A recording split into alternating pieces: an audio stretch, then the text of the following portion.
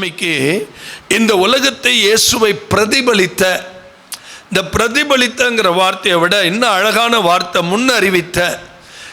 ஒருத்தர் முன்னறிவிக்கிறாரு, இன்னொரு அம்மா அவரை பெற்றெடுத்து உலகத்துக்கு காமிக்கிறாங்க. இதுபோல நிறைய பாத்திரங்கள், இயேசுவை உலகத்திற்கு வெட்ட வெளிச்சமாக்கின பாத்திரங்கள் ஏராளம் உண்டு. அல்லேலூயா. அந்த யோவான் புத்தகத்தை படிக்கும்போது 1ஆம் அதிகாரம் 1, 2, 3 வசனங்கள்ல ஆதியிலே வார்த்தை இருந்தது, அந்த வார்த்தை எங்க இருந்தது? தேவனிடத்தில் இருந்தது, அந்த வார்த்தை தேவனா இருந்தது. நான் இதை காலையில் படிக்கிறேன், என் காதில் ஒரு சத்தம், பரலோகம் பரலோகம் இயேசுவை வெளிப்படுத்துகிற மனிதர்களை தேடிக்கொண்டிருக்கிறது. அல்லேலூயா. பரலோகம் யாரை தேடுது? ஆண்டவர் ஒரு மனிதனை தேடுறார். ஜெபிக்கிறவனை எப்படி தேடுறாரோ, இயேசுவை பிரதிபலிக்கிற ஒரு மனிதனை கர்த்தர் தேடுகிறார். அல்லேலூயா. நான் சொல்றது உங்களுக்கு புரியுதா? இந்த உலகத்தில் எப்படியெல்லாம் யோவான் இயேசுவை வெளிப்படுத்தினார்னா, 2ஆம் வசனம் 3ஆம் வசனம் 4ஆம் வசனம்லாம் பார்த்தீங்கன்னா, அவர் ஆதியில் எங்கே இருந்தாரா? தேவனோடு இருந்தார். தயவு செய்து ரொம்ப கவனமாக நீங்கள் கேட்கணும். சகலமும் அவர் மூலமாய் உண்டாயிற்று, உண்டானது ஒன்றும் அவராலே அல்லாமல். இது வரைக்கும் இந்த 6வது வசனம் வரைக்கும் அப்படியே வேகமாக போவோம். அவருக்குள் என்ன இருந்தது? ஜீவன் இருந்தது. அந்த ஜீவன் மனுஷருக்கு ஒளியாக இருந்தது. அந்த ஒளி அப்படியே பாருங்களேன், ஒரு கண்டினியூஷன் பாருங்களேன். அந்த ஒளி இருளிலே பிரகாசிக்கிறது, இருளானது அதை பற்றி கொள்ளவில்லை.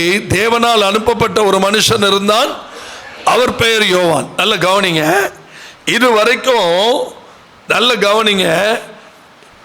தேவனால் அனுப்பப்பட்ட முதலாவது அனுப்பப்பட்ட மனுஷன் சொல்லி பைபிள் ஐடென்டிஃபை பண்ணக்கூடிய ஒரு மனிதன் யோவான் ஸ்நானகன். அல்லேலூயா. ஜான் பேப்டிஸ்ட், யோவான் ஸ்நானகன். அவர் இயேசு கிறிஸ்துவினுடைய பிறப்புக்கு முன்பாக தேவனுடைய வழியை என்ன செய்தவர்? ஆயத்தப்படுத்தினவர். இதுவரைக்கும் நமக்கு எல்லாமே நமக்கு தெரியும். ஆனாலும் ஜான் பேப்டிஸ்ட், யோவான் ஸ்நானகன், அந்த 1ஆம் அதிகாரம் 6 முதல் 34 வசனங்கள்ல இயேசுவை அப்படியே ஃபிளாஷ் பண்றார் பாருங்க. அவர் யாருன்னு இந்த உலகத்துக்கு காட்டுறார், ரொம்ப லைவா காட்டுறார். எப்படி காட்டுறாருன்னா, 1ஆம் அதிகாரம் 10வது வசனத்தில் பார்த்தீங்கன்னா, அவர் உலகத்தில் இருந்தார். கவனிக்கிறீங்களா? உலகம் அவர் மூலமாய் உண்டாயிற்று, உலகமோ அவர் என்ன செய்யவில்லை. இப்ப கத்தோலிக்க மக்கள்கிட்ட போய் நீங்க கொஞ்சம் இயேசுவை பத்தி பேசுனீங்கன்னா அவங்க சொல்லுவாங்க, போது நிறுத்து, அம்மா எல்லாமே பிள்ளை வந்துட்டாரு அப்படிம்பாங்க. அது மனுஷீகமான பேச்சு. அவங்கள வளர்த்தவங்களும் அப்படி வளர்த்துட்டாங்க. ஆனால் வேதம் என்ன சொல்லுது? அம்மா வயிற்றுல வர்றதுக்கு முன்னாடியே உலகத்தில் இருந்தார். ஒரு மகிழ்ச்சியோடு ஆமென் சொல்லுங்க. அம்மா வயிற்றுல வர்றதுக்கு முன்னாடியே ஆதியிலேயே அவர் உலகத்தில். இன்னொரு வண்டர்ஃபுல் வேர்ட் ஆஃப் காட் என்ன தெரியுமா?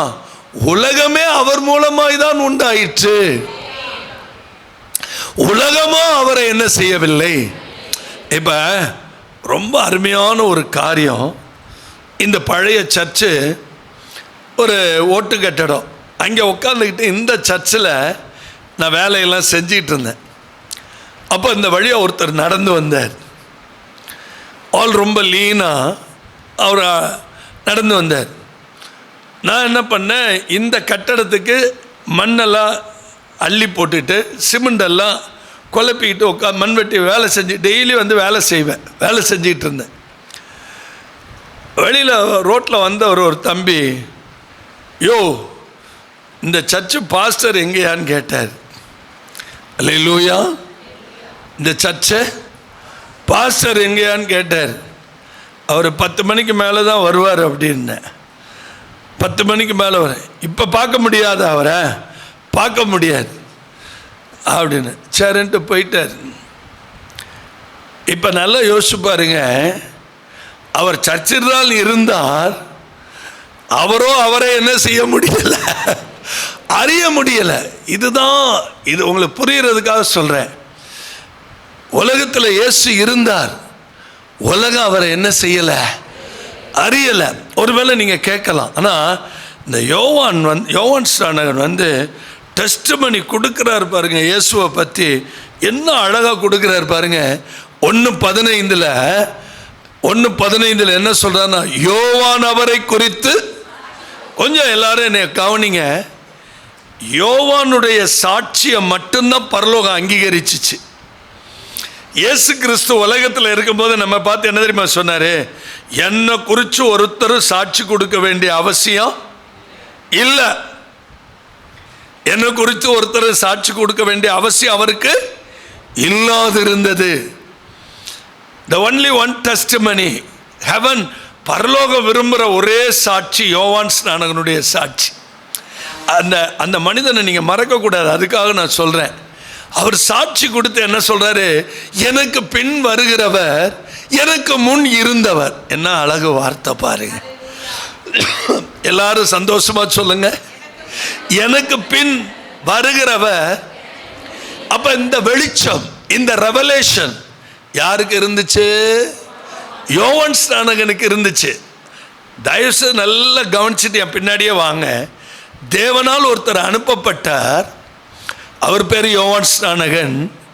அவர் சொல்றாரு, அவர் உலகத்தில் தான் இருந்தார், உலகம் அவர் மூலமாக தான் என்ன ஆனிச்சு, உண்டாயிற்று. உலகமா அவரை என்ன பண்ணல, அறியல. எனக்கு பின் ஒருத்தர் வர்றாரு, அவர் என்னிலும் எனக்கு முன்னிருந்தவர், ஆகையால் அவர் என்னிலும் மேன்மை உள்ளவர் என்று நான் சொல்லி இருந்தேனே, அவர் இவர்தான் என்று சத்தமிட்டு கூறினான். கைகளை உயர்த்தி ஒரு அல்லேலூயா சொல்லுங்க. Very confirmation. ஏங்க, ஒருத்தர் வரணும், அவர் வர்றதுக்காக ஆயத்தப்படுத்துகிறோம். இப்படி சொன்னால் உங்களுக்கு புரியும், இப்படி சொன்னால் உங்களுக்கு புரியும். கலெக்டர் வர்றார், கலெக்டர் வர்றார், கலெக்டர் வர்றார். தெருவில் எல்லாம் ஜனங்கள் கூடி நிற்கிறாங்க. யார் வர்றாப்ப? கலெக்டர் வர்றார். இந்த அனௌன்ஸ்மெண்ட் பண்ணிட்டு போறவன் திடீர்னு நிற்கிறான், வந்துட்டார் வந்துட்டார். அப்போ நமக்கு வெரி கன்ஃபர்மேஷன். ரொம்ப அழகாக சொல்றார் பாருங்க யோவான் ஸ்நானகன், எனக்கு பின் வருகிறவர் எனக்கு முன் இருந்தவர். நான் சூப்பர் நேச்சுரல் கிடையாது, நான் பெரிய ஆள் கிடையாது. ஆனாலும் அவர் என்னை விட எப்படிப்பட்டவர்? மேன்மை உள்ளவர். சபை இதை நல்லா புரிஞ்சுக்கணும். நான் அப்படி சொல்லி இருந்தேனே, அவர் தான் இவர் அப்படின்னு சத்தமிட்டு. இப்ப நீங்க நல்லா கவனிக்கணும். இவர் போட்ட சத்தத்தில் இவருக்கு பின்னாடி 2-3 சீஷர்கள் தெரிஞ்சுக்கிட்டு இருந்தானுங்க. அதில் அந்திரேயா சகோதரர்கள் எல்லாம் தெரிஞ்சுக்கிட்டு இருந்தானுங்க. பார்த்தானு, என்னடா இந்த அளவுக்கு போடு போடுன்னு போடுறாருன்னு பார்த்தா, ஒருத்தர் அப்படியே மெதுவாக நடந்து வர்றார். அப்பதான் சொல்றாரு, உலகத்தின் பாவங்களை சுமந்து தீர்க்கிற தேவ ஆட்டுக்குட்டிங்கிறார். அல்லேலூயா. சந்தோஷமா இல்லையா சொல்வோமா? இப்ப கத்தோலிக்க மக்களுக்கு நீங்க புரியுற மாதிரி சொல்லணும். அம்மா இல்லாமே பிள்ளை வந்தார். ஆமாங்க, எப்படி வந்தார்? அவர் வார்த்தையா இருந்தார், அவர் உலகத்தில் தான் இருந்தார். உலகம் அவரை கண்டுகல இல்லையே. ஆதி ஆகமத்தில் அப்படி இல்லையே. ஆதியில தேவன் வானத்தையும் பூமியையும் படைத்தார். பூமியானது ஒழுங்கின்மையும் வெறுமையுமா இருந்தது. ஆழத்தின் மேல் என்ன இருந்தது? இருள் இருந்தது. அங்கே இயேசு கிறிஸ்து எங்க இருந்தார்? அப்படி வாங்க வழிக்கு எங்க இருந்தார் தெரியுமா? எடுங்க யோவான் புஸ்தகத்தை 1ஆம் அதிகாரத்தை எடுங்க, 18வது வசனத்தை படிங்க. தேவனை ஒருவனும் ஒரு காலம் ஆதி ஆகமத்தில் நீங்க கண்டதில்ல. பிதாவின் மடியில் இருக்கிற ஒரே பேரான குமாரனே. அப்ப பிதா வானம் பூமி உண்டாகட்டும் என்று சொல்லுகிறார். ஆவியானவர் தண்ணீரின் மேல் அசைவாடுகிறார். இயேசு கிறிஸ்து பிதாவினுடைய மடியில் உட்கார்ந்திருக்கிறார். நல்லாத்தான் கைத்தட்டி ஆமென். புறஜாதி மக்களுக்கு நீங்க சொல்லணும், ஆண்டவர் பிதாவாகிய தேவன், கர்த்தராகிய இயேசு கிறிஸ்து, பரிசுத்த ஆவியானவர். நான் இப்படி பேசுறதுக்கு காரணம் என்ன தெரியுமா? எனக்கு ஞானஸ்தானம் கொடுத்த அருமையான தகப்பன் திருமணம் ஆகவே இல்லை கடைசி வரைக்கும். இந்த வலது கால் விலங்க சிவப்பு வஸ்திரம் தரிச்சிருப்பார், சிவப்பு அங்கிதான் போட்டிருப்பார். படுத்த படுக்கையாய் பல வருடங்கள் இருந்து ஆண்டவரால் எழுப்பப்பட்ட ஒரு தேவ மனிதர். அவர் இப்படி தான் பேசுவார், சத்தியத்தை இப்படி தான் சொல்லி கொடுப்பார். டேய் சகாயராஜ், நீ பெரிய அப்போஸ்தலனாக இருக்கலாம்டா, உனக்கு ஞானஸ்தானம் கொடுத்தது யாரு? அனனியாங்கிறத மறந்துடாத அப்படிம்பார்.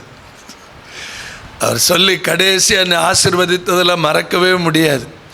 தேவனை ஒருவனும் ஒரு காலும் கண்டதில்லை, பிதாவின் மடியில் இருக்கிற ஒரே பேரான குமாரனே அவரை வெளிப்படுத்தினார். யோவான் ஸ்நானகருக்கு இந்த வெளிச்சம் பாருங்க, எப்படிப்பட்ட வெளிச்சம்!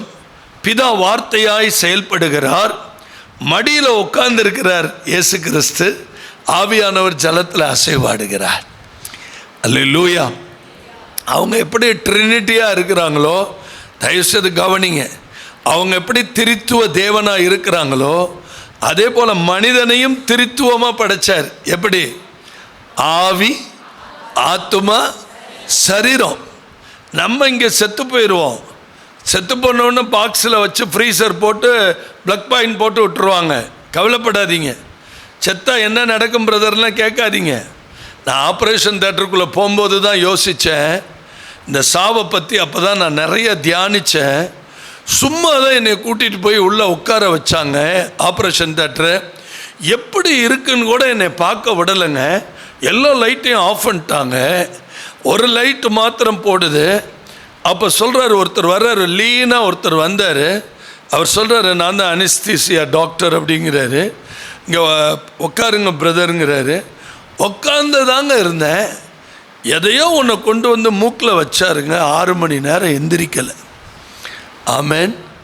இதே மாதிரி தான் நம்முடைய சுவாசம் வெளியில் போயிடுச்சுன்னா நமக்கு ஒன்றுமே தூக்குடா டெட் பாடியன்றவானுங்க. ஆனால் நமக்குள்ள ஒரு ஆவி இருக்குது, நமக்குள்ள ஒரு ஆத்துமா இருக்குது. இது மட்டும்தான் கர்த்தரிடத்தில் போகும். இது மண்ணுக்குள்ளே போட்டு புதைச்சிருவாங்க. ஆனால் இது தன்னை தந்த தேவனிடத்துக்கு போயிடும். கைகளை உயர்த்தி சந்தோஷமா ஒரு ஆமென். தேவனை ஒருவனும் ஒரு காலும் பிதாவின் மடியில் இருக்கிற ஒரே பேரான குமாரனே. நல்ல கவனிங்க, இயேசுனா அவருக்குள்ள ஒரு பரிபூரணம் இருந்துச்சு. இயேசு கிறிஸ்துவினிடத்தில் என்ன இருந்துச்சு? பரிபூரணம் இருந்துச்சு. அதனால அவர் கிருபையின் மேல் கிருபை. யோவான் 1:16 படிக்கும்போது, அவருடைய பரிபூரணத்தினால் நாம் எல்லாரும் கிருபையின் மேல் கிருபை பெற்றோம். எவ்வளவு தப்பு பண்ணினாலும் நம்ம உயிரோட இருக்கோம் பார்த்தீங்களா? அதுதான் கிருபையின் மேல கிருபை. அந்த கிருபை நமக்குள்ள பெருகுவதனால பாவத்தில் நிலைத்திருப்போம் என்று சொல்லுவோமா? கூடாதே. சொல்லுங்க பார்க்கலாம். நமக்கு ஆண்டவர் இவ்வளவு கிருபையை கொடுக்கிறாரே, அதனால பாவத்தில் இன்னும் வாழ்வோன்னு சொல்லுவோமா? கூடாதே அப்படின்னு ரோமர் 6 படிக்கிறோம் இல்லையா? வேத வசனம் என்ன சொல்லுது பாருங்க. அந்த இங்கே பாருங்க, வரிசையை கவனிச்சுக்கிட்டே வாங்க. யோவான் எப்படி அவரை இயேசுவை பிரதிபலிக்கிறார் பாருங்க. அந்த 1ஆம் அதிகாரத்தில் 30வது வசனத்தில் என்ன சொல்றாரு பாருங்க. எனக்கு பின் ஒருவர் வருகிறார். கைகளை உயர்த்தி அல்லேலூயா சொல்லுங்க. இங்கே பாருங்க, இப்படி தான் நீங்கள் ஊழியம் செய்யணும். அதுக்காக தான் நான் இதை பேசிக்கிட்டே இருக்கேன். கர்த்தர் சொன்னதுனால நம்ம வெளி உலகத்துக்கு காட்டவே கூடாது. இயேசு பெரியவர், இயேசு நல்லவர், இயேசு பரிசுத்தர், அவர் தான் பெரியவர். உங்களுக்கு நடந்த அற்புதம் அவரால் தான், நான் ஒன்றுமே இல்லை, ஐ எம் நத்திங். இது நீங்கள் யோவான் ஸ்நானன்ட்ட கற்றுக்கணும். அல்லேலூயா. எனக்கு பின் ஒருவர் வருகிறார், அவர் எனக்கு முன்னிருந்தபடியால். என்ன அழகா சொல்றார் பாருங்க. எனக்கு முன் இருந்தபடியினால் என்னிலும் மேன்மையுள்ளவர் என்று நான் சொன்னேனே. அவர் இவர்தான். அவர் யாரு? வேற யாரு இல்ல, அவர் இவர்தான். அல்லேலூயா. பிரைஸ் தி லார்ட் சொல்லுங்க, சத்தமா சொல்லுங்க.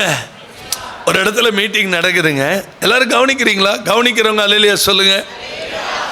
சுரண்டை அப்படிங்கிற ஒரு ஊரில் போய் டிஜிஎஸ் தினகரன் ஐயா பிறந்த ஊர். பிரம்மாண்டமான ஒரு நற்செய்தி கூட்டம். 7 நாள் 7 ஸ்பீக்கர். எனக்கு 2 நாள், எனக்கு முன்னாடி pastor JJY Arul assemblies of God, அவருக்கு 2 நாள். அவர் முதல் நாள் செய்தி முடிக்கிறாரு, நான் போய் இறங்குறேன். எனக்கு அடுத்த 2 நாள் அவர் மைக்கில் அப்படியே சொல்கிறார், எனக்கு பின் வருகிறவர் என்னிலும் மேன்மை உள்ளவர். ஆண்டவருக்கு மகிமையாக சொல்கிறேன். ஏன்னா மைக்கில் அந்த சத்தம் கேட்குது. யார் நான் வசனத்தை சொல்கிறாருன்னு நான் பாட்டு போயிட்டேன். அப்போ நான் தங்கியிருந்த வீட்டில் இருந்தவங்க தான் சொன்னாங்க, பாஸ்டர் அவர் சொல்ல போகிறது உங்களுக்கே தெரியாது. அவர் சொல்கிறார், உங்கள் பேரை சொல்லிட்டு சொல்கிறார், எனக்கு பின் வருகிறவர் என்னிலும் மேன்மை உள்ளவர். நீங்கள் அப்படி தான் அடுத்தவங்களை கனப்படுத்தணும். கைகளை உயர்த்தி ஒரு அல்லேலூயா சொல்லுங்க.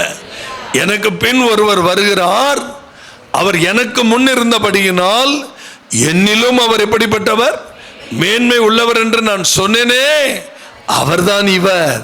என்ன அழகா இயேசுவை அப்படியே வெளியே கொண்டு வரார். இன்னும் நான் வசனங்கள் தர்றேன் பாருங்க. அதே 1ஆம் அதிகாரம் 27வது வசனத்தில், அவர் எனக்கு பின் வந்தும் என்னிலும் மேன்மை உள்ளவர். கிளாப் பண்ணுங்க பார்க்கலாம், சொல்லிக்கிட்டே இருக்கிறார் பாருங்க. அவரால் கட்டுப்படுத்தவே முடியல. அவர் பெரியவர், அவர் மேன்மை உள்ளவர். அவர் பின்னாடி வந்தாலும் அவர் தான் முன்னாடி. I am nothing. இத்தனைக்கும் அவர் வனாந்திரத்தில் இருந்தார், ஒட்டக மயிர் தரித்திருந்தார். அவருடைய உணவு நம்ம விரும்பத்தக்க மாதிரி இல்லை, காட்டுத்தேனு வெட்டுக்கிளியும். அவ்வளவு சாக்ரிஃபைஸ், அவ்வளவு தியாகம், அவ்வளவு பேரை ரட்சிப்பில் நடத்தினார், அவ்வளோ பேருக்கு ஞானஸ்தானம் கொடுத்தார். இயேசுவுக்கு முன்னாடியே வந்தார். எல்லாரும் கவனிப்பீங்க நம்புகிறேன். யூதர்கள் யோவான் ஸ்நானகன்ட்ட ஓயாமல் கேள்வி கேட்டதுனால அந்த கும்பல் யாருன்னா பரிசேயர்கள். நீ இந்த மாதிரிலாம் பண்ணிகிட்டு இருக்கிறிய, எந்த அதிகாரத்தில் பண்ணிகிட்டு இருக்கிற? நான் ஆண்டவருடைய வழியை ஆயத்தப்படுத்த வந்திருக்கிறேன். இவ்வளவு தூரம் யோவான் ஸ்நானன் சொல்லியுமே யூதர்கள் இன்னைக்கு வரைக்குமே என்ன செய்யப்படலை, ரட்சிக்கப்படலை. இன்னும் அநேக யூதர்கள் ரட்சிக்கப்படலை, இயேசுவை ஏற்றுக்கொள்ளவே இல்லை. அப்போத்தான் யோவான் சொல்கிறார் பாருங்க. யோவான் 1ஆம் அதிகாரம் 35, 36 வசனங்களை மறுநாளிலே யோவானும் அவருடைய சீஷரில் 2 பேரும் நிற்கும் போது இயேசு நடந்து போகிறதை அவன் கண்டு. இந்த காட்சி ரொம்ப மகிழ்ச்சியான ஒரு காட்சி. இயேசு நடந்து போகிறதை யார் முத பார்க்கிறா? யோவான் ஸ்நானன் பார்க்கிறார். ஆமென். அவர் சொல்றாரு, இதோ தேவ ஆட்டுக்குட்டி. நம்ம எல்லாரும் ஒரே வாயினால எல்லாரும் அறிக்கப்படுவோமா? இதோ. நமக்கு கிறிஸ்மஸ்னு வந்துட்டா எல்லாரும் என்ன சொல்லுவாங்க? கர்த்தராகிய இயேசு எங்க பிறப்பார், கிறிஸ்து எங்க பிறப்பார், ரட்சகர் எங்க பிறப்பார், ஒரு கன்னி கருத்தாங்கி ஒரு குமாரனை பெற்றெடுப்பார், அவருக்கு இயேசுன்னு பேரிடுவீங்க. மேசியா அப்படிங்கிறதுக்கு என்ன அர்த்தம்? கிறிஸ்துன்னு அர்த்தம். இங்கே பாருங்க, அவர் நடந்து போகிறதை அவன் கண்டு அவனால் சும்மா இருக்க முடியல. இயேசுவை வெளி உலகத்துக்கு பகிரங்கமாக காட்டின யோவான் ஸ்நானகன், இதோ யாரு? தேவ ஆட்டுக்குட்டினா. அடுத்த வசனத்தை பாருங்க. அப்படி அவன் சொன்னதை அவ்விரண்டு சீஷரும் கேட்டு இயேசுவுக்கு பின் சென்றார்கள். கைகளை தட்டி ஆண்டவரை மகிமைப்படுத்துங்க. இந்த வசனத்தின் மூலமா நான் உங்களோட பேச விரும்புறது என்னன்னா, நீங்க எங்க போய் நின்னாலும் உங்களை மறைச்சு கிறிஸ்துவ வெளியில காட்டணும். எனக்காக ஒன்று செய்யுங்களேன். பக்கத்தில் கரம் பிடிச்சு நம்மை மறைத்து கிறிஸ்துவை வெளி உலகத்துக்கு காட்டணும். இதனால தான் என்ன பண்ணுவாங்கன்னு கேட்டிங்கன்னா, இந்த சிபிஎம் டிபிஎம்ல எல்லாம் பார்த்தீங்கன்னா, சிபிஎம் தான் இன்றைக்கி டிபிஎம்மாக மாறிடுச்சு. சிலான் பெந்திகாஸ் இப்போ தமிழ்நாடு பெந்திகாஸ் தான் மாறிடுச்சு. இப்போ அவங்க என்ன செய்வாங்கன்னா, பெரிய பெரிய கோடீஸ்வரர்கள், கொஞ்சம் தயவாக கேளுங்க, பெரிய பெரிய கோடீஸ்வரர்கள் சமைச்சிக்கிட்டு இருப்பாங்க, சாப்பாடு பரிமாறுவாங்க, பந்தலை கூட்டுவாங்க. ஏன்னா ஒரே நேரத்தில் 5 லட்சம் மக்கள் கூடுவாங்க அந்த கன்வென்ஷனில். பயங்கர கூட்டம் வரும் சென்னையில். யார் எவர் என்னன்னே தெரியாது. பெரிய பெரிய மில்லியனர், பெரிய பெரிய கோடீஸ்வரர்கள் அந்த வேலையை செஞ்சுக்கிட்டு இருப்பாங்க. வெளி உலகத்துக்கே தெரியாது. கடைசி நாளில் யாரையுமே காட்ட மாட்டாங்க. அந்த தேங்க்ஸ் கிவிங் பண்ணி இந்த பந்தலுக்கு யாருங்க உதவி செய்தா, இந்த சாப்பாட்டுக்கு யாருங்க உதவி செய்தா, இதுக்கு யாருங்க உதவி செய்தா, இதெல்லாம் யாருங்க கூட்டுனா, இதெல்லாம் யாருங்க ஒழுங்குபடுத்தினா பார்த்தா பெரிய பெரிய பெரிய பெரிய கோடீஸ்வரர்கள். அல்லேலூயா. அந்த சபையில் சர்ச்சு கூட்டுறது, சர்ச்சை துடைக்கிறது, டாய்லெட் க்ளீன் பண்ணுறது, இதெல்லாம் ரொம்ப போட்டி போட்டுக்கிட்டு செய்வாங்க. ஏன்னா அந்த தாழ்மை, அந்த உண்மை, அந்த எளிமை கற்றுக்கொள்ளுகிற முதல் இடம் தேவனுடைய சபை. கைகளை உயர்த்தி சந்தோஷமா ஒரு ஆமென். இயேசுவை காட்டணும். நம்ம காட்டவே கூடாது, நம்ம யாருன்னே தெரியக்கூடாது, நம்ம பெரிய ஆளாக காட்டிக்கவே கூடாது. நமக்கு இருக்கிற தாளந்துகள் குறைவு, நமக்கு இருக்கிற கிருபைகள் குறைவு, நமக்கு இருக்கிற ஞானம் குறைவு, நமக்கு இருக்கிற எல்லா நீதியும் அழுக்கான கந்த. அதனால நம்ம வாயை திறந்தாலே இயேசுவை கொட்டணும் சத்தமா. அல்லேலூயா. இந்த கிறிஸ்மஸில் ரொம்ப முக்கியமான விஷயம், நீங்கள் இயேசுவா மாறணும். ரொம்ப தேவ சமூகத்தில் நின்று சொல்கிறேன். நம்ம சர்ச்சுக்கு வர்ற தாய்மார்கள், இந்து குடும்பங்கள் நிறைய பேர் வரல, நேற்றுக்கு வந்துட்டு போயிட்டாங்க. அவங்கெல்லாம் என்னை பார்க்கும்போது சொல்லுவாங்க, இப்படியே சொல்லுவாங்க, பிரதர்னு தான் கூப்பிடுவாங்க. பிரதர், நாங்கள் ஏசாமியை பார்த்ததில்லை, ஆனால் நாங்கள் ஏசப்பாவோ உங்களை தான் பார்க்குறோம். அல்லேலூயா. ஒன்றும் இல்லை, போன வாரத்தில் ஒரு தாயாரும் ஒரு மகளும் என்னை பார்க்க வந்தாங்க. ரோட்டில் நான் எங்கள் வீட்டில் சொன்னேன், காம்ப்ளெக்ஸில் அவ்வளோ கூட்டம் நிற்கிது, வெளியில் கடைக்காரவங்களாம் நிற்கிறாங்க, நல்ல மழை வேறு பெய்யுது. இந்த தாயார் கொடையோட ஒரு வாலிப மகளை கூட்டிகிட்டு வர்றாங்க. ரோட்டில் என்ன தெரியுமா சொல்லிட்டு வர்றாங்க, அந்த பாருங்க இயேசு நிற்கிறார். என் பேர் தெரியாது, அந்த பாருங்க யார் நிற்கிறா, இயேசு. இங்கே நம்ம காம்ப்ளெக்ஸில் நிற்கிறவங்க எல்லாம் என்னை வேடிக்கை பார்க்குறான், இவன் நம்மளை கண்டு என்ன இயேசு நிற்கிறாருங்கிறான்.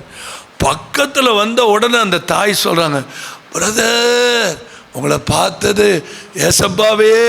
அப்போ நான் யோசித்தேன், நம்ம சுவிசேஷமே சொல்ல வேணாம், எங்கள் காம்ப்ளெக்ஸில் இருந்த ஆட்களுக்கெல்லாம் இயேசுவை சொல்லிட்டாங்க. அல்லேலூயா. சத்தம் போட்டு ஒரு அல்லேலூயா சொல்லிருங்க. உங்களை பார்க்கிறவர்கள் இயேசுவை பார்க்கணும். உங்களை பார்க்கிறவங்க யாரை பார்க்கணும்? அப்படி சொன்னதை 2 சீஷர்களும் கேட்டு யாருக்கு பின்னாடி போனாங்களா? யோவான் ஸ்நானன் பின்னாடி போகல, இயேசுவை காட்டிட்டார். பார்த்தீங்களா? இனிமே யாருக்கு பின்னாடி போனாங்க? இப்போ நான் ஒரு குட் நியூஸ் சொல்கிறேன்.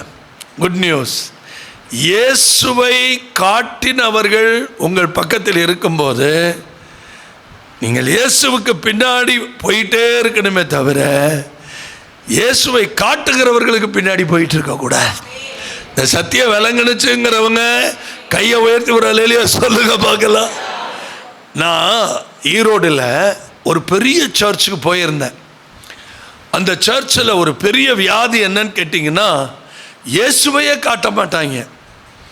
இயேசுவையே காட்டாமல் அந்த அம்மாட்ட போய் ஜெபம் பண்ணியா, அந்த அம்மாட்ட போய் ஜெபம் பண்ணியா, நான் பேரை சொல்லக்கூடாதுங்கிறதுக்காக சொல்கிறேன். அந்த அம்மாட்ட போய் ஜெபம் பண்ணியா, அந்த அம்மாட்ட ஜெபம் பண்ணியா, அந்த அம்மா என்ன தீர்க்க தரிசனம் சொல்கிறாங்களோ அதைத்தான் நீ செய்யணும். நான் சொல்கிறேன்னு கோச்சிக்காதீங்க. வெளியில் வந்து அழுதேன். அப்போ நான் ஒன்று சொன்னேன், பயங்கரமாக பணம் சம்பாதிக்கிறாங்களே இவங்க 3 பேருடைய வாழ்க்கையுமே சரியில்லையே, இவ்வளோ பெரிய சபையை வச்சுருக்கிறாங்க, இங்கே இருக்கிற 500 மக்களும் யாருக்கு அடிமையாக இருக்கிறாங்க? இந்த தீர்க்க தரிசனம் சொல்கிற அம்மாவுக்கும் இந்த பாஸ்டருக்கும் இவங்களுக்கும் அடிமையாக இருக்கிறாங்களே, ஒருத்தருக்கு கூட இயேசுனா யாருன்னு சத்தமாக சொல்லுங்க. எப்படி பிரதர் அவங்களுக்குலாம் இயேசுனா யாருன்னு தெரியலன்னு நீங்கள் எப்படி நீங்கள் சொல்கிறீங்கன்னு கேட்கலாம். நான் போயிருந்தது எதுக்காக தெரியுமா? நம்ம சபையில் உள்ள பெண்ணுக்கு அங்கே மாப்பிள்ளை எடுக்க போயிருக்கிறேன். அந்த மாப்பிள்ளை வீட்டுக்காரங்களை தான் உட்கார வச்சு பேசுகிறேன். ஒரு பயலுக்கு கூட ஒன்றும் தெரியலை. நான் சொல்கிறது புரியுதா உங்களுக்கு? கவனிக்கிறீங்களா? சத்தமே இல்லையே. நான் சீக்கிரம் விட்டுருவேன், பயப்படாதீங்க. பலகாரத்துக்கெல்லாம் டிலே பண்ண மாட்டேன்.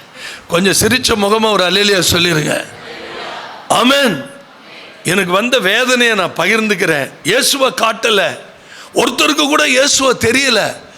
அந்த சபையில் யாருமே செயின் போட்டிருக்க மாட்டாங்க, கழுத்தில் யாருமே ரிங் போட்டிருக்க மாட்டாங்க, வளையல் போட்டிருக்க மாட்டாங்க. அப்போ அந்த பாஸ்டர் என்கிட்ட கேட்குறாரு, நல்ல தயவுசெய்து கேட்கணும். அந்த பாஸ்டர் என்கிட்ட கேட்குறாரு, எங்கள் பையனுக்கு உங்கள் பொண்ணை கொடுக்க போகிறீங்க, ஓகே அப்படின்னு ஒரு நோட்டு பேனா தூக்கிட்டு வர்றான் மனுஷன். என்னையான்னு கேட்குறேன், எவ்வளோ பவுன் போடுவீங்கன்னு கேட்குறாரு. இப்போ நான் கூட்டிகிட்டு போன பொண்ணுக்கு தகப்பேன் என்னை கூட்டிகிட்டு போன நோக்கம் என்ன? நான் தானே பேசணும். இந்த முந்திரி கொட்டை என்ன பண்ணுச்சு தெரியுமா? இத்தனை பவுன் போடுவோம்னு வாயை விட்டுருச்சு. நான் சொல்கிறது புரியுதா? அது அவங்க எப்படியே நோட்டில் எழுதிக்கிட்டாங்க. நீங்கள் பார்க்குற சபைகள்லாம் டேஞ்சர். வெளியில் ஒன்று பேசுவாங்க, நகை போடாதவன் நகை கேட்கலாமாங்க? சொல்லுங்க. அது எவ்வளோ பெரிய பகை. அவன் பாருங்க, நோட்டில் எழுதுறான். அடுத்து இந்த ஆள் வாயை வச்சுக்கிட்டு சும்மா இருக்காம 2 வைரத்தோடு போடுவேங்கிறான் இந்த ஆள். நான் சொன்னேன், இதுக்காயா என்னைய கூட்டிகிட்டு வந்த? என் மானத்தை கப்பலில் ஏற்றிட்டு இருக்கிறிய. நான் இதனால தான் அந்த பொண்ணு மாப்பிள்ளை விவகாரத்தில் தலையிடுறதே இல்லை. நீ என்னை கூட்டிகிட்டு வந்து கேவலப்படுத்திகிட்டு இருக்கிற. அவங்கள நாக்க புடுங்குற மாதிரி 2 கேள்வி கேட்கணும், நான் உட்காந்துருக்கிறேன். நீ எல்லாத்தையும் தருவேன்ட்டுருக்க. கடைசியாக கேட்டேன், ஏய்யா நீங்கள் தான் நகை போட மாட்டீங்க, செயின் போட மாட்டீங்க, இவர்கிட்ட எதுக்கு அவ்வளோ பவுன் கேட்குறீங்க, வைரத்தோடு கேட்குறீங்க? கேட்டதோடு இல்லை, அந்த நோட்டில் எல்லாத்தையும் எழுதி தகப்பனார்ட்ட கையெழுத்து வாங்கிட்டாங்க. நான் காரில் வந்து என்ன சொல்லியிருப்பேன்னு அந்த பொண்ணு வீட்டில் சாட்சி கேட்டிங்கன்னா தெரியும். இந்த சபை நிற்காது, இந்த சபையினுடைய ஊழியக்காரன் நிற்க மாட்டான், இந்த சபையில் ஒரு பயங்கர சம்பவம் நடக்க போகுதுன்னு சொல்லிட்டு வீட்டுக்கு வந்துட்டேங்க. கல்யாணம் நம்ம பொண்ணை கொடுத்து 1 வருஷம் கூட இல்லைங்க. முதல்ல ஒரு ஆள் சாவு, அடுத்த வருஷம் ஒரு ஆள் சாவு. அந்த சபையை அப்படியே வித்துட்டாங்க யூத சபைக்கு. ஜீசஸ் கிரைஸ்ட் இல்லைன்ட்டாங்க, கம்யூனியன் இல்லைன்ட்டாங்க. 500 பேர் உள்ள அந்த சபை நாசமாயிருச்சு. இது நடந்த உண்மை. இயேசுவின் பர்வதமே, கிறிஸ்து தான் சபைக்கு தலையாக இருக்கிறார். கைகளை உயர்த்தி ஒரு அல்லேலூயா சொல்லுங்க பார்க்கலாம். கிறிஸ்து தான் சபைக்கு என்னவா இருக்கிறார்? இந்த இடத்துல தேவ ஆட்டுக்குட்டி நிற்கிறார். இந்த இடத்துல அவருடைய வழிநடத்துதல் இருக்கு. 39ஆம் வசனத்தை பாருங்க. யோவான் 1:39 அவர் வந்து பாருங்கள் என்றார். அப்படின்னா மொட்டையா ஒன்றும் புரியாது. 38 பாருங்க. இயேசு திரும்பி அவர்கள் பின் செல்லுகிறதை கண்டு என்ன தேடுகிறீர்கள் என்றார். இங்க பாருங்க, நம்ம டாடி பண்ற வேலையை பாருங்க. சந்தோஷமா இருக்கிறவங்க ஒரு அல்லேலூயா சொல்லுங்க. யோவான் ஸ்நானன் தேவ ஆட்டுக்குட்டின்னு சொன்ன உடனே இயேசுக்கு பின்னாடி இவங்க நடக்க ஆரம்பிச்சிட்டாங்க. நம்ம டாடி ஒன்றுமே. ஆனால் சில நேரத்தில் ஏசப்பா கிட்டேருந்து நிறைய நீங்கள் கற்றுக்கணும். நாங்கள் அப்படித்தான் பிரதர் இருக்கிறோம், நிறைய விஷயங்கள் தெரியாத மாதிரியே இருப்போம் பிரதர், அப்படி சொல்லிடாதீங்க. இங்கே பாருங்க, பின் செல்லுகிறதை கண்டு என்ன தேடுகிறீர்கள் என்றார். அதற்கு அவர்கள் ரபி நீர் எங்கே தங்கி இருக்கிறீர் என்று கேட்டார். ரொம்ப ரொம்ப சுவாரஸ்யமா இருக்கு பாரு. ரபி எங்க தங்கி இருக்கிறீங்க, உங்களை பார்க்கணும். அப்படியே ரபி என்பதற்கு என்ன அர்த்தமா? போதகரே வாருமையா, போதகரே வந்த இடம் தங்கியிரும். ரொம்ப அருமையான பாட்டு. அந்த 38 அப்புறம் 39 அவங்க என்ன சொல்றாங்க? ஏசாமி என்ன சொல்றாரு? அவர் வந்து பாருங்க. எல்லாரும் என்ன பாருங்க, எப்பயுமே நீங்க ஏசாமிகிட்ட கத்துக்கணும். யாருக்காவது நீங்க சுவிசேஷம் சொல்லும்போது, சரி நாங்கள் உங்க சர்ச்சுக்கு வர்றோம், அது தருவாரா, இது தருவாரா, அது தருவாரா, இது தருவாரா, இது நடக்குமா, அது நடக்குமா அப்படின்னு கேட்டால் ஒரே பதில் தான் நீங்கள் சொல்லணும், வந்து பாருங்கள். முடிஞ்சு போச்சு கதை. உள்ளுக்குள்ள படிக்கட்டு ஏறினாவே கர்த்தருடைய கரம் தொற்றும். அல்லேலூயா சொல்லுங்க. என் தங்கச்சி எப்படி ரசிக்கப்பட்டுச்சு தெரியுமா? இது கூரை செட்டாக இருந்துச்சு. பவர் தேவ பிரசன்னம் இறங்கிட்டு இருக்கு. அப்போ கரெக்டாக என் தங்கச்சி வந்து உள்ள நுழை தூக்கி வீசினார். இங்கே அதோட ரட்சிப்பு வந்துருச்சு. ஏன் பிரதர் இப்போ நம்ம சபையில் தூக்கி வீசுறதெல்லாம் நடக்கலை? நிறைய முறுமுறுப்பு, நிறைய ஊழியத்துக்கு விரோதமாக பேசுறது, அந்த வல்லமையை உணர தெரியாமல் இருக்கிறது, கர்த்தருடைய அபிஷேகத்தை அற்பமாக நினைக்கிறது. நான் சொன்னேன் பார்த்தீங்களா, இதனால தான் நான் சபையில் அடக்கி வாசிக்கிறேன். வெளியில் போகிற இடங்கள்லாம் பாஸ்டரே 50 அடி பறந்து தான் விழுகிறாங்க. கர்த்தருடைய அதுக்கு தான் நான் ஜனவரி மாதம் எல்லாரையும் கூப்பிட்டுருக்கேன், தஞ்சாவூர் வந்து பாருங்கள்னு. அல்லேலூயா, வந்து பாருங்கள், முடிஞ்சு போச்சு. அவர்கள் வந்து அவர் தங்கி இருக்கிற இடத்தை கண்டு அன்றைய தினம் அவரிடத்தில் தங்கி இருந்தார்கள், கைகளை தட்டி. அல்ல, அப்பொழுது ஏறக்குறைய என்ன நேரமா இருந்தது? 10 மணி வேளையா இருந்தது. ஒரு சுவாரஸ்யமான விஷயத்தை சொல்ல போறேன். யார் முதல் இயேசுவை பார்த்தது தெரியுமா? முதல் சீஷன் யார் அப்படின்னு கேட்டா டக்குன்னு சொல்லணும், அந்திரேயா. சொல்லுங்க பார்க்கலாம். அந்திரேயா ஓடி போய், இங்க பாருங்களேன், யோவான் வந்து இயேசுவை காமிச்சிட்டார், சரியா? இப்ப அந்திரேயா வந்து தான் பெற்ற சந்தோஷத்தை அப்படியே ஓடி போய் யார்கிட்ட சொல்றாரு? சீமோன் எனப்பட்ட பேதுருகிட்ட ஓடுறாரு. வாசிக்க கேட்போமா? வாசிக்க 40ஆம் வசனம் பாருங்க.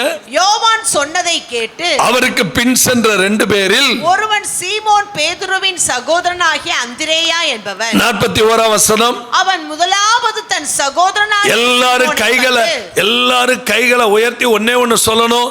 இயேசுவை பார்த்த நான், இயேசுவை அனுபவித்த நான், இயேசுவினால் விடுதலை பெற்ற நான் கூற வேண்டிய முதல் நற்செய்தி என் குடும்பத்தில் இருக்கிற சகோதரர்களுக்கு. நல்ல கைகளை தட்டி ஆண்டவரை மகிமைப்படுத்துங்க பார்க்கலாம். அல்லேலூயா. இப்ப இயேசுவை பார்த்த உடனே அவனால சும்மா இருக்க முடியல. முதல்ல யார்கிட்ட ஓடி போய் சொல்றான்? அவன் முதலாவது தன் சகோதரனாகிய சீமோனை கண்டு. நான் எப்படி சொல்லியிருப்பாங்கிறத சொல்றேன். மேசியாவை கண்டோம். அவ்வளோ குஷி. ஆமென். ஆனா நீங்க ரொம்ப டயர்டா இருக்கிறீங்க. நானே என்னை உற்சாகப்படுத்தி பேசிட்டு இருக்கிறேன். நான் எந்திரிச்சது 2:55, படுத்தது 11:30. 12:30. சிஸ்டர் 1 மணி நேரத்தை நான் குறைச்சி சொல்லிட்டேங்கிறாங்க. 12:30க்கு படுத்து 2:55க்கு எந்திரிச்சு எவ்வளோ அனாயிண்டடாக நிற்கிறேன் பார்த்தீங்களா? எவ்வளோ ஹாப்பியாக நிற்கிறேன் பார்த்தீங்களா? அதுதான் இயேசு. நல்ல கவனிங்க. முதலாவது தன் சகோதரனாகிய சீமோனை கண்டு மேசியாவை கண்டோம். It's a good news. பாருங்க, யோவான் ஸ்நானகன்ட்ட இருந்து அந்திரேயா கிட்ட இருந்து பேதுரு. ஒன்று சொல்கிறேன், 3000 பேர் சபைக்குள்ளே வரணும்னா உங்கள்கிட்ட இருந்து இயேசு அடுத்த ஆளுக்கு ரிலீஸ் ஆகணும். நல்ல கிளாப் பண்ணுங்க. என்கிட்ட இருந்த இயேசு, எல்லாரும் சொல்லுங்க, என்கிட்ட இருக்கிற இயேசு யார்கிட்ட போகணும்? தயவு செய்து நீங்கள் ஊழியக்காரர்னு பேர் போட்டாலும், விசிட்டிங் கார்டு அடித்தாலும், போஸ்டர் அடித்தாலும் பரவாயில்ல, உங்கள்கிட்ட இருக்கிற இயேசு இன்னொருத்தட்ட போகணும். பக்கத்தில் சொல்லுங்க, என்கிட்ட இருக்கிற இயேசுவை நான் என்ன பண்ணணும்? பிரதிபலிக்கணும். நான் அடிக்கடி சொல்வேன்ல, நான் என் மனைவி எபினேசர், அப்போ மற்ற 2 பிள்ளைங்க இல்லை. ஒரு கப்பல் கேப்டன், அவர் பேர் வரமாட்டேங்குதே ஏசப்பா, கப்பல் கேப்டன் பேரே மறந்துட்டேன், ரொம்ப வருஷம் ஆயிடுச்சு. அவர் வந்து எங்களை வந்து மெட்ராஸில் ஒரு ஹோட்டல் கூட்டிகிட்டு போகிறார் சாப்பிட. அந்த ஹோட்டலில் படா சைஸில் ஒரு மனுஷன் நிற்கிறான். அவன் கதவை திறக்கிறான். திறந்தவொன்னே ஒரு பாய் ஓடி வந்து அவனு அப்படியே கை கூப்பிட்டு சாப்பாடெல்லாம் வச்சிட்டான். இந்த கப்பல் கேப்டனுக்கு பயங்கர கோவம் வந்துருச்சு. நாங்கள் உள்ளே வந்து இப்போ தான் உட்காடுறோம், அதுக்குள்ளே ஃப்ளவரை கொண்டாந்து வைக்கிறேன், ஜூஸை கொண்டாந்து வைக்கிறேன், நிறைய சூப்பை கொண்டாந்து வைக்கிறேன், உன் இஷ்டத்துக்கு டிஷ்ஷெல்லாம் கொண்டாந்து வைக்கிறேன். நாங்கள் அதுக்கு முன்னாடி இந்த மாதிரி ஹோட்டல்லாம் பார்த்ததே கிடையாது. இப்படி உணவுகள் எல்லாம் என்ன பண்ணதில்லை, பார்த்ததும் கிடையாது. அப்படி பார்த்தீங்கன்னா ஆச்சரியமான காரியம். உடனே இந்த கப்பல் கேப்டன் கோபம் பயங்கரமாக வருது. என்னை பார்த்து சொல்கிறாரு, பாஸ்டர் நான் வந்து ஆர்டர் பண்ணவே இல்லை, எதுக்காக அந்த பையன் இப்படி பண்ணுறான்னு தெரியல. அந்த பையன் நடுங்கி போய் கேள்வி கேட்டோன்னு நடுங்கி போய் இப்படி நின்றுட்டு சொன்னான், ஐயா இந்த கதவை திறந்த உடனே இந்த ஐயா முத உள்ளே வந்தார், அவர் முன்னாடி இயேசு நின்னாரு. இயேசுவை பார்த்த உடனே எனக்கு என்ன பண்ணுறதுனே தெரியல. எங்கள் கல்லாவில் இருக்கிற முதலாளிகிட்ட போய் மந்திரிலாம் வந்தால் ஒரு சாப்பாடு கொடுப்போமே, அது மாதிரி இவங்களுக்கு கொடுப்போமான்னு கேட்டேன். ஏண்டான்னாரு, இயேசு வந்திருக்கிறாரு. ஆமென். நான் உங்கள்கிட்ட அன்பாக ஒன்று சொல்கிறேன், உங்களுக்கே தெரியாது. நீங்கள் என்னை கேட்டிங்கன்னா ஆயிரக்கணக்கான சாட்சி சொல்வேன். இது மாதிரி நீங்கள் போகிற இடமெல்லாம் இயேசு உங்களோட வர்றாரு. பக்கத்தில் சொல்லுங்க. அதனால தான் ஃபாதர் பாடினாரு, இயேசு கூட வருவா எல்லா வித, நல்லா சந்தோஷமா, இயேசு எல்லாவித அற்புதம் செய்வா, தந்தானா தந்தன தானானா, தந்தானா தந்தன தானானா, எல்லாரும் தந்தானா தந்தன தானானா, தந்தானா தந்தன தானானா. நோய்கள் பேய்கள் ஓட்டிடுவா, நோய்கள் பேய்கள் ஓட்டிடுவா, நொந்து போன எல்லாரும் நொந்து போன உள்ளத்தை தேற்றிடுவா, இயேசு கூட வருவா எல்லாவித, ஆமென். இயேசு எல்லாவித, அல்லேலூயா. 1994 எழுதின பாட்டு இந்த பாட்டு. எங்கள் கல்யாணத்துக்கு முன்னாடி இந்த பாட்டு தான் ரொம்ப ஃபேமஸ். அல்லேலூயா சொல்லுங்க. இன்னும் சத்தமாக ஒரு அல்லேலூயா சொல்லுங்க.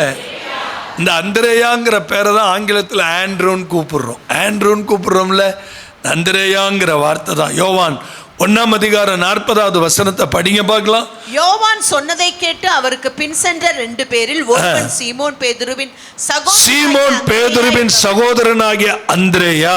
தொடர்ந்து படிங்க, 42 வரைக்கும் படிங்க. அவன் முதலாவது தன் சகோதரனாகிய சீமோனை கண்டு மேசியாவை கண்டோம் என்று சொன்னான். மேசியா என்பதற்கு கிறிஸ்து என்று. எல்லாரும் உங்க டைரியில எழுதி வச்சுக்கோங்க. மேசியான்னு யாரா கேட்டா நீங்க யோசிக்க கூடாது.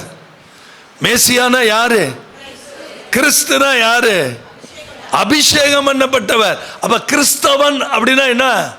அபிஷேகம் பண்ணப்பட்டவன் அர்த்தம்.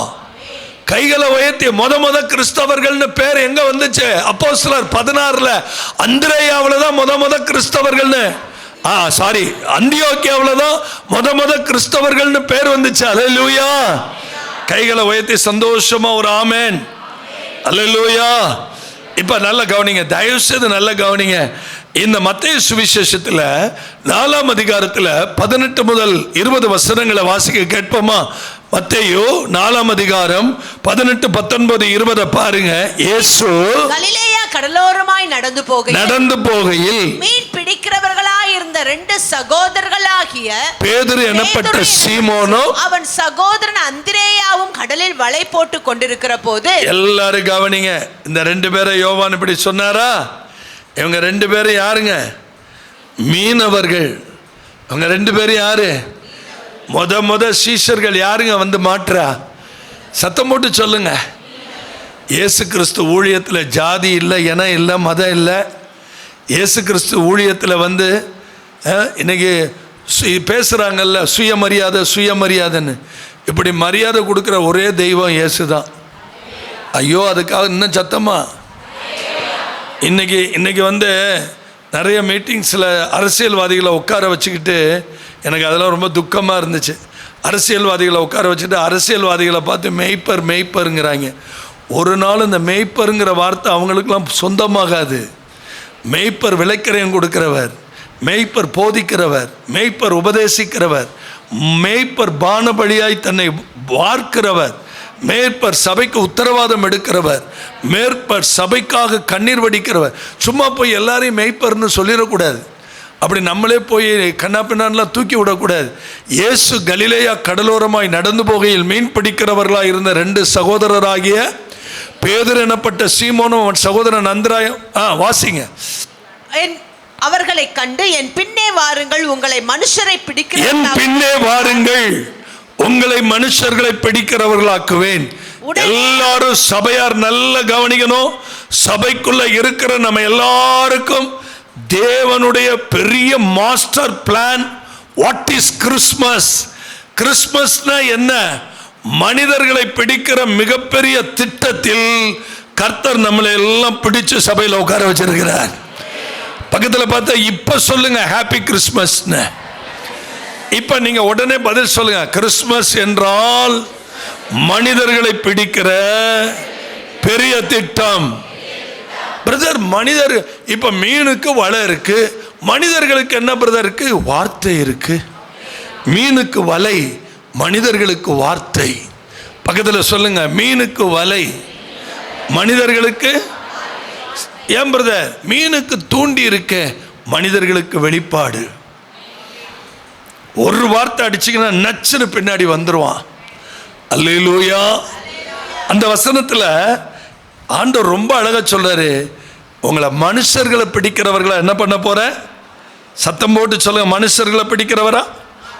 இப்ப தேவனுடைய பெரிய திட்டத்துக்கு நேரம் நம்ம வந்துட்டோம். மத்தேயு சுவிசேஷம் 10ஆம் அதிகாரம் 5 முதல் 8 வசனங்களை பாருங்க. மத்தேயு சுவிசேஷம் 10ஆம் அதிகாரம் 5 முதல் 8 வசனம். இந்த 12 இயேசு அனுப்புகையில் 12 பேர் ஆண்டவருடைய சீஷர்கள். ஆமென் சொல்லுங்க.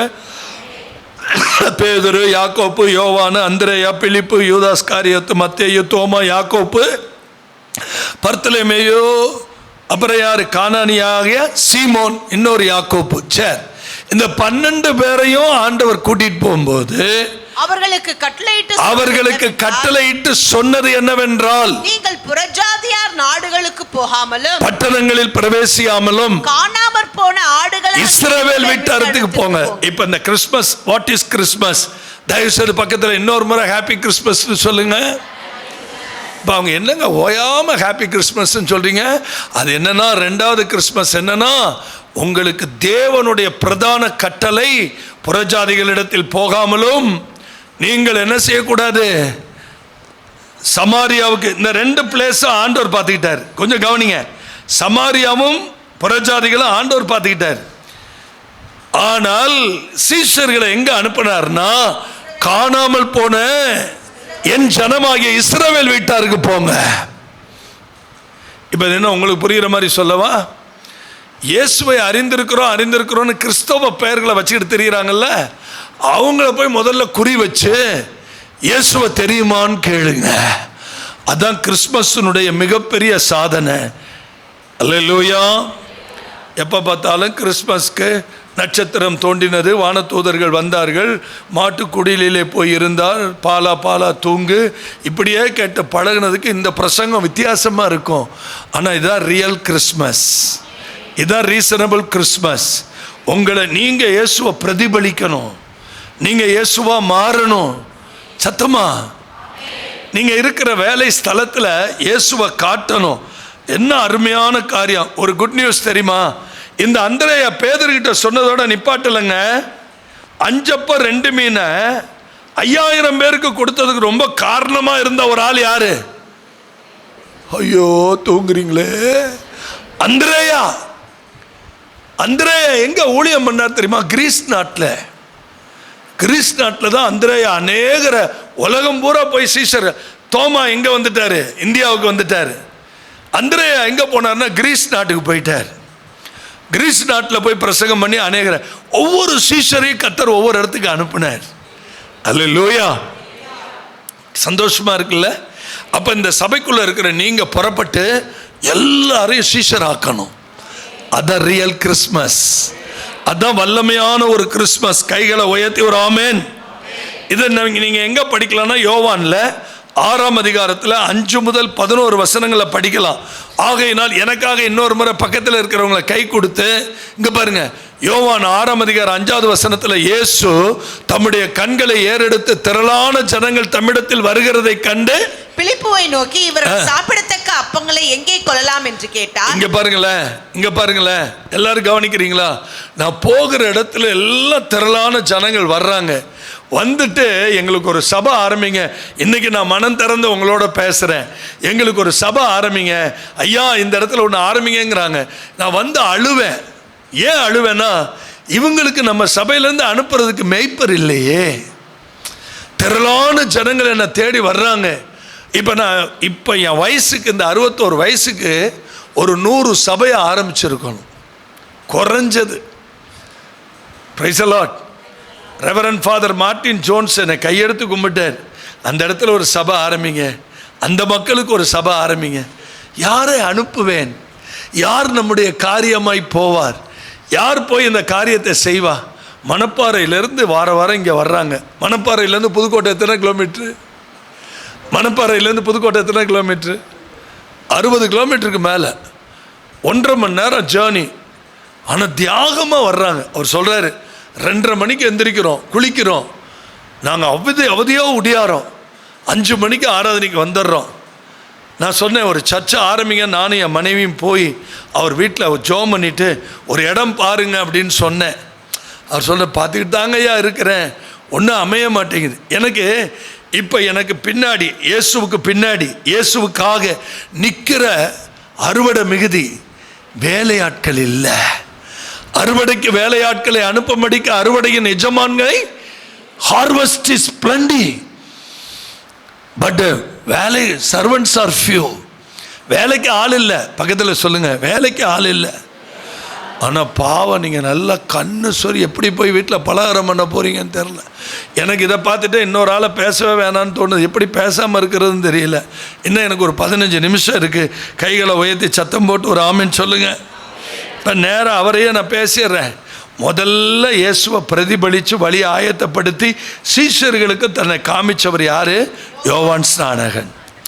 2வது கன்னி மரியாள். கையை உயர்த்தி ஒரு ஆமென் சொல்லுங்க பார்க்கலாம். 2வது யாருங்க? லூக்கா 1ஆம் அதிகாரம். இதோட முடிச்சிடுறேன். லூக்கா 1ஆம் அதிகாரம் 27வது வசனத்தை படிங்க. லூக்கா, தாவீதின் வம்சத்தானாகிய யோசேப்பு என்கிற நாமமுள்ள புருஷனுக்கு நியமிக்கப்பட்டிருந்த ஒரு கன்னிகையிடத்திற்கு தேவனாலே அனுப்பப்பட்டான். அந்த கன்னிகையின் பேர் மரியாள். அந்த கன்னிகையின் பேர் என்னங்க? மரியாள். மரியாள்.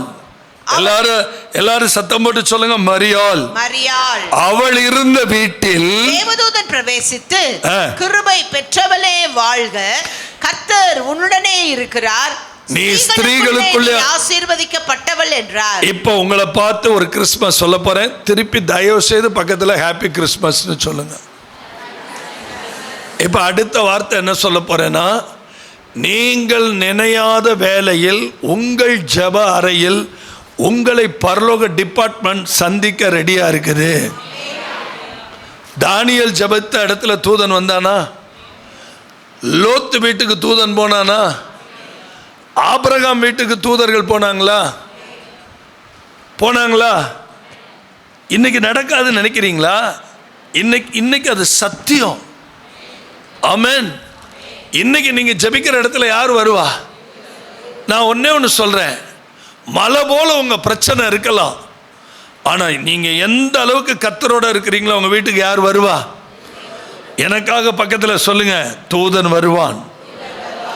ஆனா ஒன்று, தூதன் வரும்போது நீங்க தூங்கிக்கிட்டு இருந்தாலும் இடுப்பில் ஒரு போடுவான். அப்படி யாருக்கு போட்டான்னு தெரியுமா உங்களுக்கு?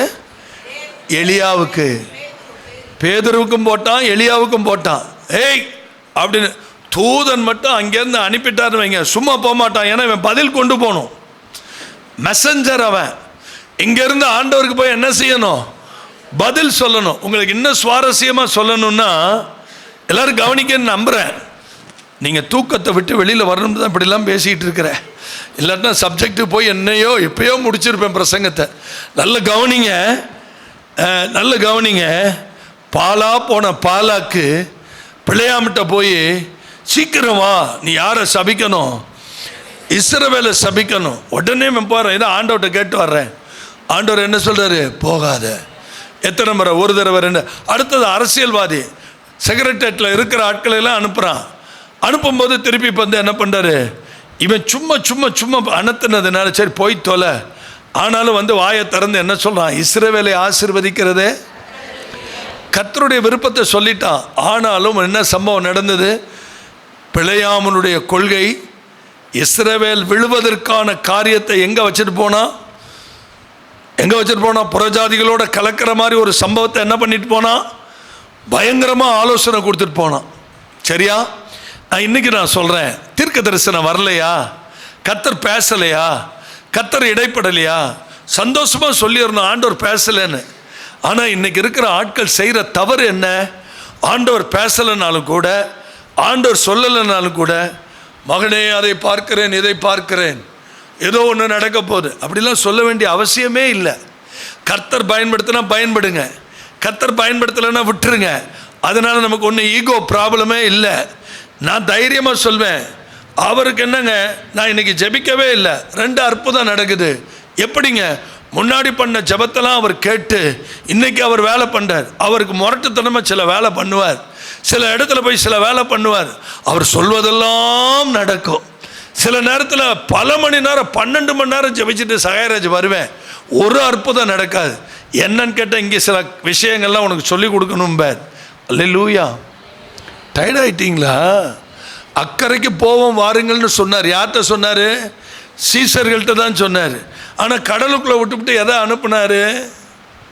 ஐயோ, கடலுக்குள்ளே விட்டுட்டு என்ன அனுப்புனாரு? காற்று அனுப்புனாரு. கடல் அலைகள் என்ன ஆனுச்சு? சீசரே மடிகிறோம் போ சொன்னது இவர் தான். உள்ளுக்குள்ளே விட்டு ட்ரைனிங் கொடுத்தார். ஒன்று தெரிஞ்சுக்கங்க, இயேசுவை பின்பற்றி வருகிறவர்களுக்கு இயேசுவை போல நிறைய சம்பவங்கள் நடக்கும். ஆனாலும் எங்கேயும் நமக்கு ஜெயம்தானே தவிர எங்கேயுமே நாம் தோற்று போவது இல்லை. அல்லேலூயா. கிருபை பெற்றவளே, இன்னைக்கு ஒரு செய்தியோட முடிக்கிறேன். இந்த அம்மா கிட்ட இருந்த கிருபை, இந்த அம்மா மேலே இருந்த கிருபை பூரா நீங்கள் வாங்கிக்கிட்டீங்க. சபையில் இருக்கிறது பூரா கிருபை பெற்ற தாய்மார்கள் தான். பக்கத்தில் கை கொடுத்து சொல்லுங்கள், கிருபை பெற்ற தாயே, கிருபை பெற்றவங்களே வாழ்க. நீங்களும் சொல்லுங்கள், உங்களுக்கு சொந்தம் தான் அது. பக்கத்தில் கிருபை பெற்றவரே வாழ்க.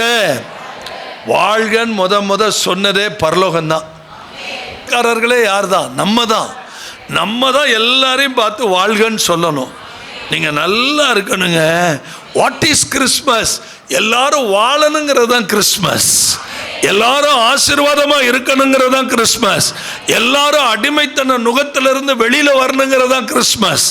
எல்லாரும் தேவ சமூகத்தை அனுபவிக்கணுங்கிறது தான் கிறிஸ்மஸ். இயேசுவோடு இணைந்திருக்கணுங்கிறது தான் கிறிஸ்மஸ்.